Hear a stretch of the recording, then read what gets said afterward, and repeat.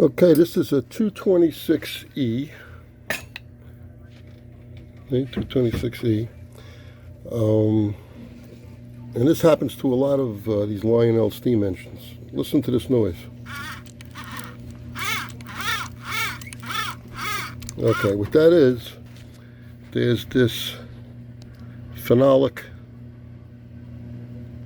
plate in there, if you want to call it it forms a bushing, a bearing, whatever you want to call it. But that, hold on, I got to get a better light. Yeah, it's hard to get light in there, but you can barely see it spinning. Hold on, maybe I can get light with this thing. No, that didn't do anything. Yeah, a little bit it helped. Okay, you see that steel shaft in there. And as I move the wheels, it turns. And that's what's causing the noise.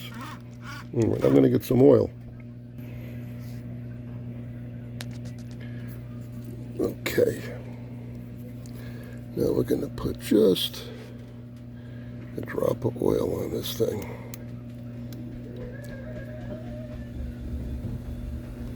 That's it. Just one drop. A big drop.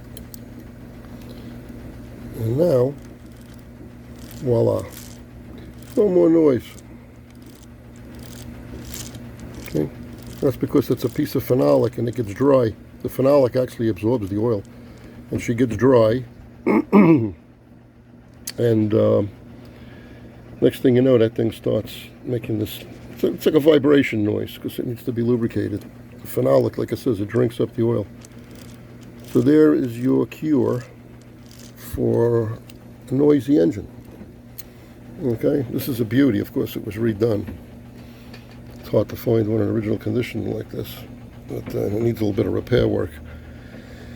This thing was sitting on the bench, and I had just put a brand new cow catcher on it because the original cow catcher was bent and it was touching the track. And I went to bend over, and as luck would have it, my shirt caught the engine and it hit the ground on the concrete floor, and this piece broke off. Right there. Here is the piece. I'm not happy about this. Fortunately, that was the only major damage. It messed up the bell. When we fixed that, it was just a little bent out of shape. And fortunately, the marker lights weren't damaged. Actually, I want to say nothing else was damaged. A couple of little tiny scratches. But this is a real son of a gun. So we're going to get some JB Weld and we're going to at least make an attempt at fixing this. Anyway, that's the story with that buzzing noise. A drop of oil down in there and you're good to go. Of course, you should oil everything else too, but that's neither here nor there. 226A, Lionel, 1938-39. All right, just remembered I had one of these 226E motor assemblies out of the of its shell. So here is a better look at that thing that dries out and vibrates.